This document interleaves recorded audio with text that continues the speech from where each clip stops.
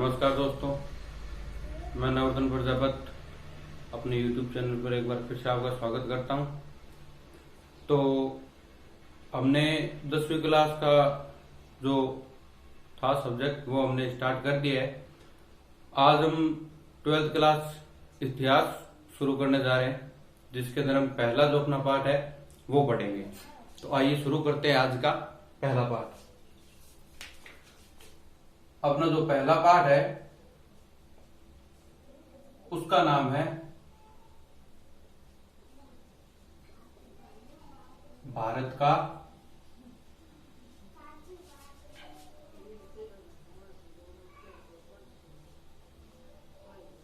वैभवपूर्ण अतीत। तो वैभवपूर्ण अतीत, अतीत का अर्थ क्या होता है, वैभवपूर्ण का अर्थ क्या होता है, भारत तो लगभग सारे जानते हो भाई। उत्तर में समुद्र से दक्षिण में हिमालय तक संपूर्ण भारत है। अब अपने को पता करना है कि वैभवपूर्ण अतीत क्या होता है। अपने को पता ये करना है कि जो ये वैभवपूर्ण अतीत है वो क्या होता है। अतीत का अर्थ अपने होता है कि जो बीता हुआ होता है, बीता हुआ अतीत का अर्थ होता है। तो मैं ये लिख सकता हूं, अतीत का अर्थ होता है बीता हुआ। और वैभवपूर्ण, वैभवपूर्ण का अर्थ होता है समृद्धशाली, यानी हर चीजों के अंदर, हर चीज के अंदर भारत क्या है, काफी आगे था। जैसे वैभवपूर्ण, वैभवपूर्ण का अर्थ मैंने अभी आपको बताया समृद्धशाली, ये था अपना। अब इसके अंदर समृद्धशाली के अंदर जैसे मैं मान लूं आपको हमारी यानी भारत की आर्थिक स्थिति,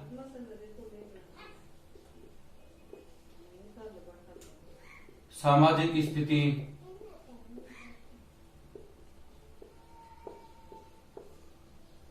ऐसे राजनीतिक स्थिति, ये जो था ये सारा का सारा अपने को पता चलेगा इससे।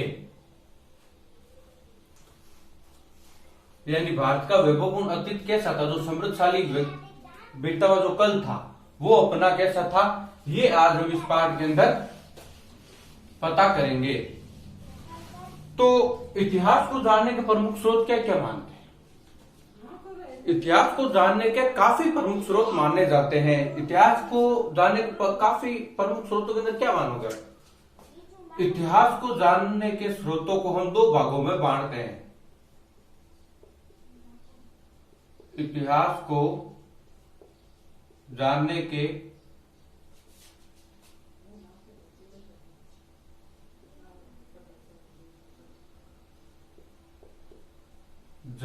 स्रोतों को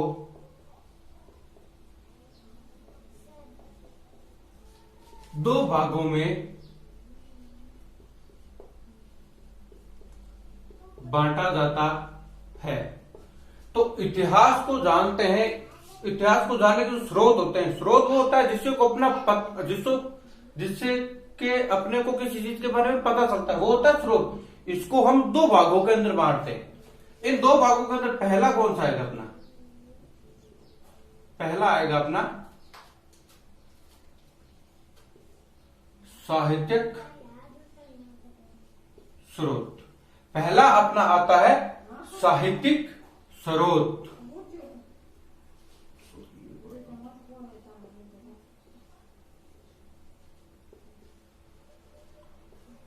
पहला जो अपना है वो है साहित्यिक स्रोत। और दूसरा जो अपना आता है उसको हम बोल सकते हो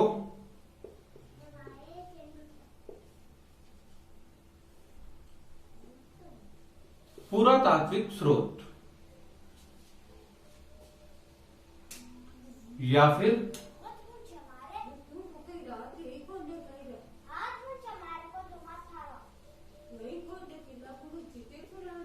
पुराने स्रोत।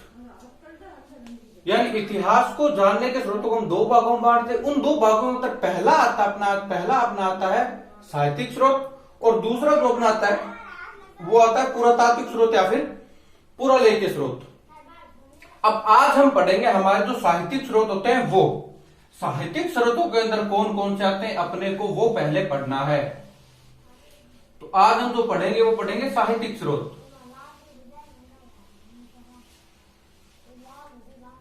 अब जो साहित्यिक स्रोत है उसको हम पढ़ते हैं।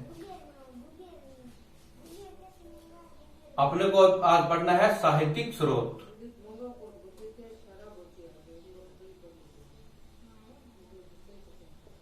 साहित्यिक स्रोत तो हम ये देखेंगे साहित्यिक स्रोत क्या होते हैं।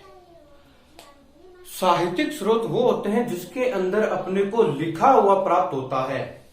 अब इस साहित्यिक स्रोत को हम क्या करेंगे, तीन भागों के अंदर बांटते हैं। इसको हम तीन भागों में बांटते हैं। साहित्यिक स्रोत को हम तीन भागों में बांटेंगे। तीन भागों में देखो कौन कौन से।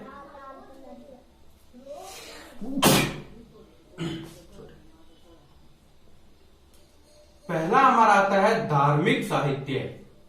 पहला आता है धार्मिक साहित्य। दूसरा अपना आएगा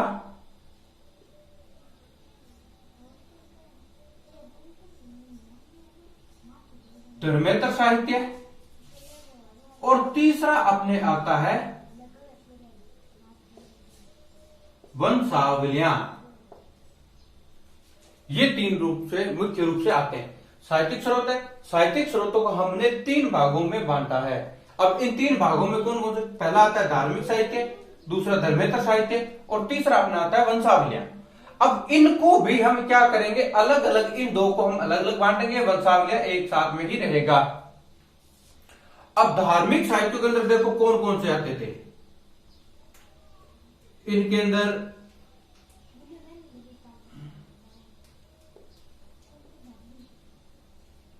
ब्राह्मण साहित्य है,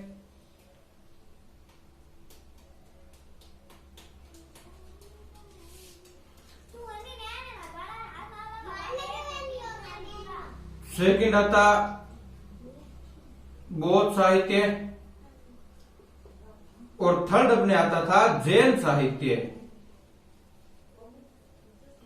ये फर्स्ट, ये सेकंड और ये थर्ड। इधर ये फर्स्ट, ये सेकंड और ये थर्ड। अब देखो साहित्यिक स्रोतों को हमने तीन भागों में बांटा, धार्मिक साहित्य, धर्मेतर साहित्य और वंशावलियां। अब धार्मिक जो साहित्य है इसको भी हम तीन भागों में बांटते हैं, ब्राह्मण साहित्य, इसके अंदर बौद्ध साहित्य, और जो जैन साहित्य है। ये तीन आते हैं धार्मिक साहित्य के अंदर। अब रह गए अपने धर्मेतर साहित्य। धर्मेतर साहित्य के अंदर देखो पहला तो अपने आएगा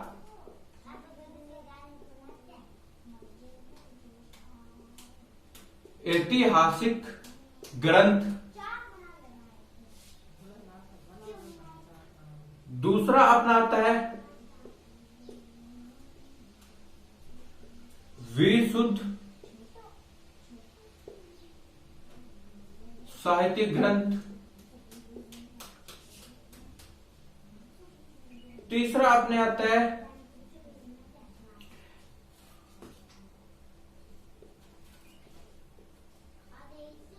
क्षेत्रीय साहित्य, और चौथा जो अपना आता है वो आता है विदेशी विवरण। विदेशी विवरण। तो ये हो गए अपने इनके अलग अलग भाग, जिसके अंदर देखो पहला अपना आता है धार्मिक साहित्य, दूसरा धर्मेतर साहित्य, और तीसरा वंशावलियां। अब देखो धार्मिक साहित्य को हमने तीन भागों में बांटा, ब्राह्मण साहित्य, बौद्ध साहित्य और जैन साहित्य। और धर्मेतर साहित्य को हम चार भागों में बांटते, ऐतिहासिक ग्रंथ, विशुद्ध साहित्य ग्रंथ, क्षेत्रीय साहित्य और विदेशी विवरण। तो आज हम पहले पढ़ेंगे धार्मिक साहित्य के बारे में कि धार्मिक साहित्य में कौन कौन से साहित्य हमारे आते हैं। तो इन दो को मैं क्या करता हूं, मिटा देता हूं।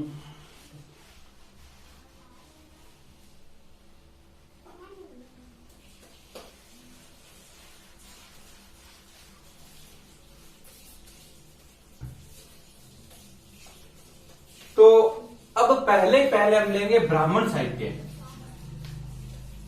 ये लिया, ब्राह्मण साहित्य के अंदर देखो सबसे पुराना ही पुराना जो इनके अंदर सबसे प्राचीन ग्रंथ कौन से आते हैं?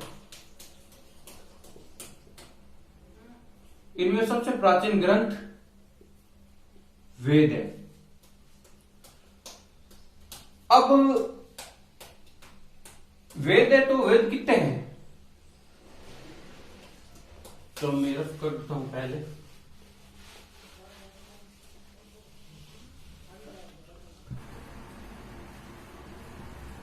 पहला अपना आता है ब्राह्मण साहित्य। ब्राह्मण साहित्य के अंदर सबसे जो प्राचीन ग्रंथ है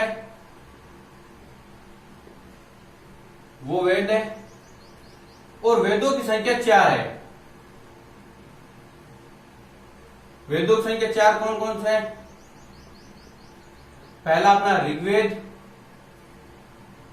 दूसरा अपना यजुर्वेद, तीसरा अपना सामवेद, और चौथा अपने मिलता है अथर्ववेद। ये 4 वेद है।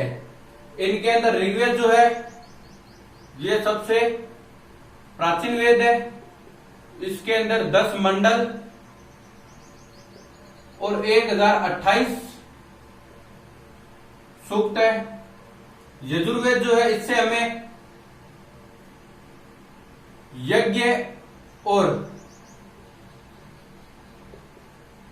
कर्म कांडों के बारे में पता चलता है। जो यज्ञ वगैरह हो गए थे शुरू, उनके बारे में चलता है।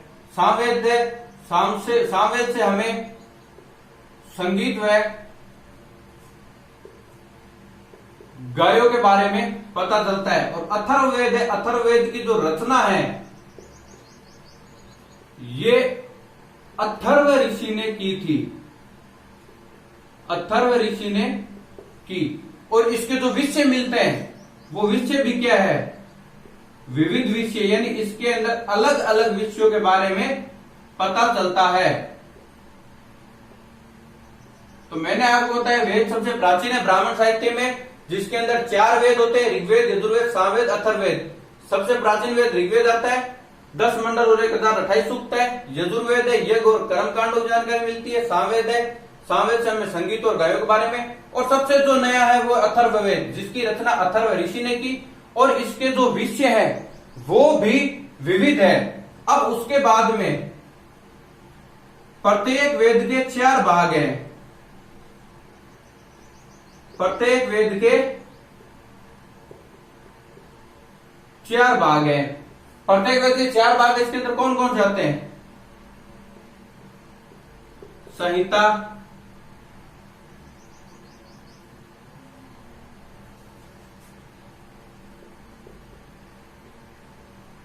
ब्राह्मण, आरण्यक और उपनिषद। ये 4 आते हैं। प्रत्येक वेद के 4 भाग है, संहिता, ब्राह्मण, आरण्यक, उपनिषद। अब देखो इनके बारे में अपने को किस किस की जानकारी पता चलती है।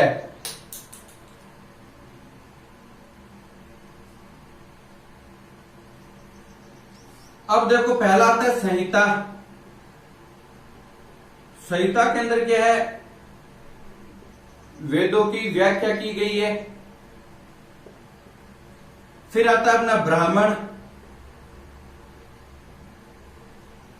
ब्राह्मण के अंदर यज्ञ व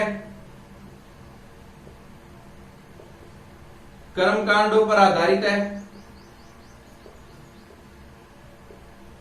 कर्मकांडों पर आधारित है।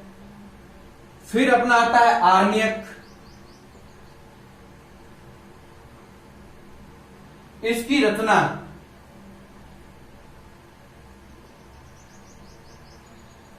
ऋषि मुनि ने वनों में की, और इसके अंदर दार्शनिक विषय अपने को मिलते हैं। लास्ट अपना जो आता है वो आता है उपनिषद। उपनिषद के अंदर गूढ़ विषय और नैतिक आचरण का पता चलता है। गूढ़ विषय और नैतिक आचरण का अपने को पता चलता है। मैंने बताया प्राचीन ग्रंथ वेद है, उसके अंदर 4 वेद है, ऋग्वेद, यजुर्वेद, सामवेद, अथर्ववेद। फिर प्रत्येक वेद के भी 4 भाग है, संहिता, ब्राह्मण, आरण्यक, उपनिषद। जिसके अंदर संहिता जो है, संहिता में वेदों की व्याख्या की गई है। ब्राह्मण है, उसके अंदर यज्ञ और कर्म कांडों पर आधारित है। आरण्य ग्रंथ जो है वो ऋषि मुनि ने वनों में की, और इसके अंदर दार्शनिक विषय के बारे में पता चलता है। उसके बाद आता है उपनिषद, इसके अंदर गूढ़ विषय और जो नैतिक आचरण है व्यक्ति का, उसके बारे में पता चलता है। ये अपना इतना हो गया। उसके बाद देखो, उसके बाद अपने को देखना है कि वेदों को समझने के लिए, वेदों को समझने के लिए किसकी रचना, वेदांत की रचना की गई। वेदांत की रचना की गई। ये भी कितने प्रकार के हैं, 6 प्रकार के। वो 6 प्रकार कौन कौन से देखो,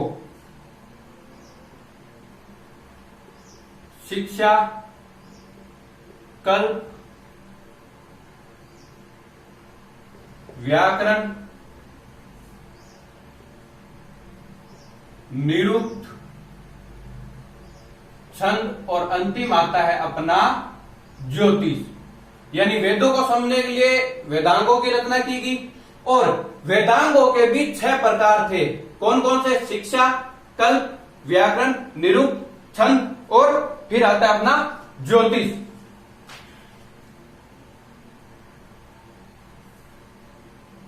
और उसके बाद में देखो आगे,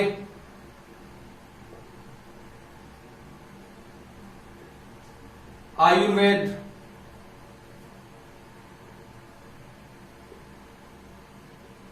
धनुर्वेद, आयुर्वेद, धनुर्वेद,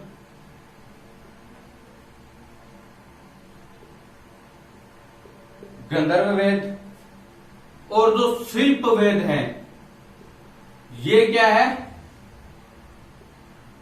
उपवेद है, यानी वेदों के भाग हैं। आयुर्वेद, धनुर्वेद, गंधर्ववेद, शिल्प वेद, ये सारे सारे क्या है, उपवेद है। इनसे हमें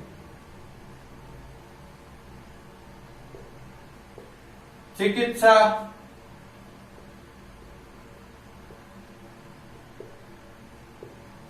वास्तुकला, संगीत और सैन्य विषय,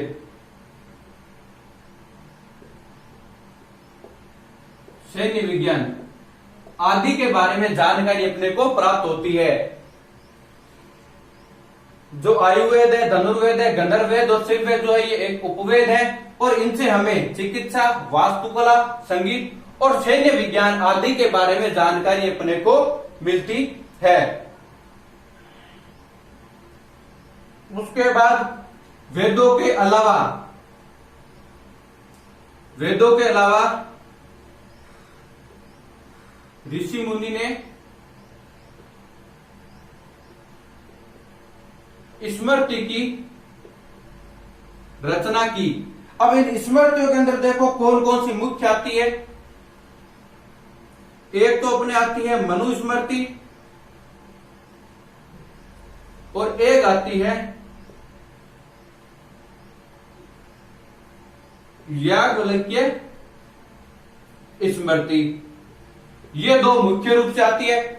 ऋषि मुनियों ने स्मृति की भी रचना की थी, जिनके अंदर मनुस्मृति और याज्ञवल्क्य जो है स्मृति, ये प्रमुख है।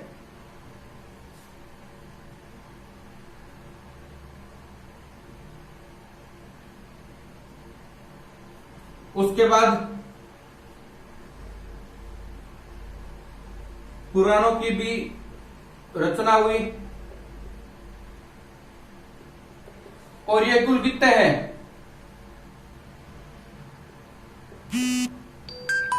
18 भाग है। पुराणों के 18 भाग है। इसके अंदर मुख्य देखो, मुख्य जो पुराण है वो कौन कौन से अपने,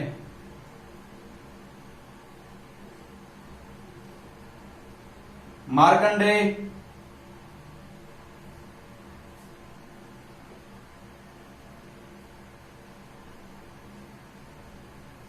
ब्रह्मांड, वायु,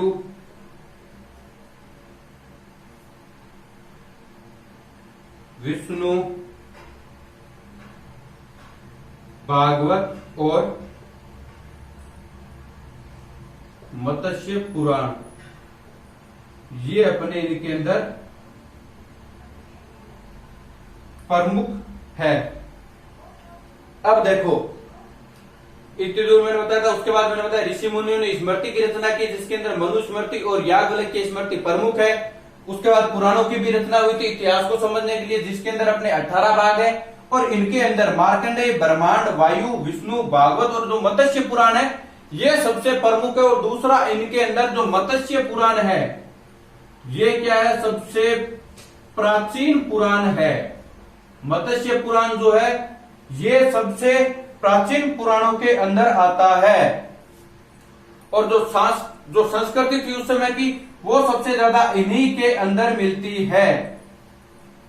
ठीक है, और इनके 5 प्रमुख विषय हैं।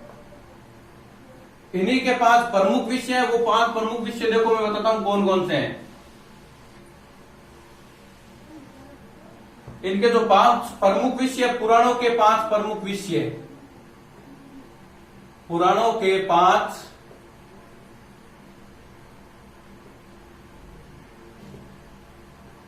प्रमुख विषय, ये 5 प्रमुख विषय कौन कौन से देखो, सर्ग, प्रतिसर्ग,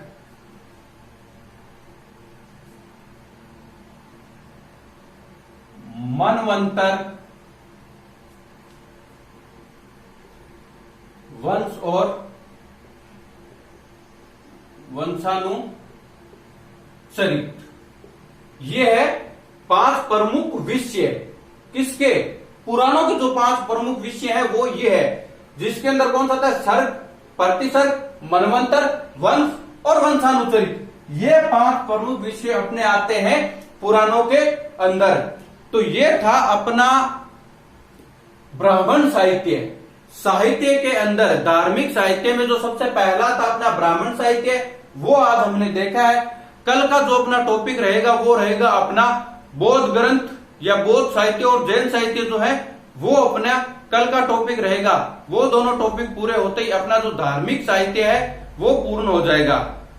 अब जो भी इस चैनल के ऊपर नए हैं वो वीडियो को लाइक करें, शेयर करें और चैनल को सब्सक्राइब करें। साथ ही बेल आइकन पे क्लिक करें ताकि जैसे ही मैं अपना अगला वीडियो अपलोड करूं आपको तुरंत सूचना मिल जाए। धन्यवाद।